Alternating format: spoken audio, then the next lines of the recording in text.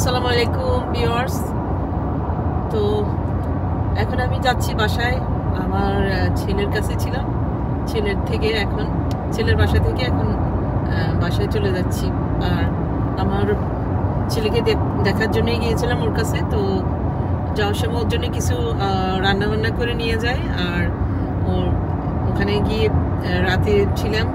তো সকাল থেকে দেখলাম যে প্রচণ্ড মাথা ব্যথা, আর এই মাথা ব্যথার কারণে আর থাকতে পারছি না। তো আমার ছেলে আমাকে ও যেহেতু আজকে ওর বাসায় থেকে ও জব করতেছে, তো আমাকে কাজের ফাঁকে বললো যে আমি তোমার জন্য মেডিসিন নিয়ে আসি। তো বললাম যে আমার জন্য টাইলেনল নিয়ে আসো। তো ও টাইলেনল নিয়ে আসে, টাইলেনল খেয়ে তারপরে আমি রওনা দিই। তো আজকে একটা ইন্টারেস্টিং ঘটনা হয়েছে। এটা মাঝে মাঝে আমাদের সাথে হয়। আমি যখন গতকালকে আসি তখন আমার ওর কাছে পৌঁছানোর জন্য আমার গাড়িতে গ্যাস ছিল। তো আজকে প্ল্যান ছিল যে ওর বাসা থেকে বের হয়ে তারপরে আমি গ্যাস ফিল আপ করবো, তারপরে আমি বাসায় রওনা দিব। কিন্তু আমার এত প্রচণ্ড মাথা ব্যথা যে আমি মাথা ব্যথার কারণে ভুলেই গিয়েছি আমার যে গ্যাস শেষ হয়ে গেছে। তো হঠাৎ করে দেখলাম যে আমার গাড়িতে সিগন্যাল আসছে যে আমার গ্যাস ট্যাঙ্কি এমটি। তো আমি তো ভয়ে ভয়ে ছিলাম যে কখন যে গাড়ি বন্ধ হয়ে যায়। তখন আমি আমার হাজব্যান্ডকে কল করলাম 2-3 বার, কিন্তু আসলে টাইমটা ছিল একটু সেন্সিটিভ।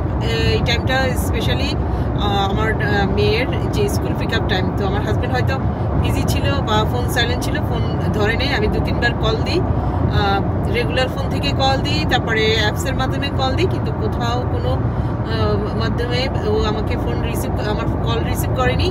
তো দেন আমি আমার ছেলেকে কল করি, কারণ আমি অলরেডি ওর থেকে প্রায় 60 মাইল ড্রাইভ করে চলে আসছি।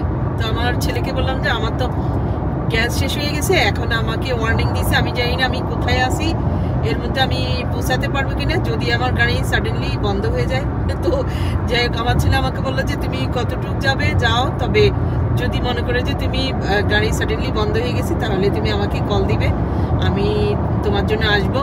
তো বাট ও বললো যে ওর হয়তো একটু সমস্যা হয়ে যাবে, রিস্ক, যেহেতু ও কাজ করতেছে 5টা পর্যন্ত ওর কাজ চলবে।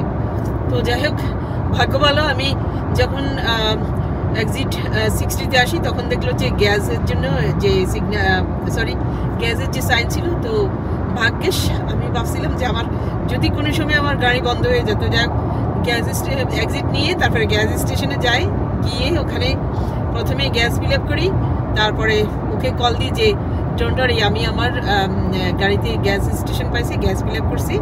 তো গ্যাস ফিল আপ করে তারপরে এখন বাসায় চলে যাচ্ছি। তো আমার ছেলে খুশি হলো, তো বললো যে আমি আবার যে অসুবিধা নেই, ও একটু চিন্তামুক্ত হলো।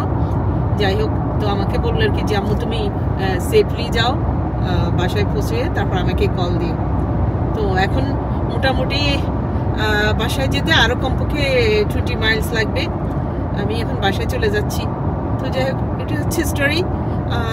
মাঝে মাঝে আমাদের সাথে হয় এরকম, এটা প্রথম না। তো যাই হোক, এখানে বিদায় নিচ্ছি। সবাই ভালো থাকবেন, সুস্থ থাকবেন, আল্লাহ হাফেজ। আমি এখন বাসায় চলে যাচ্ছি, এটা আমার এক্সিট।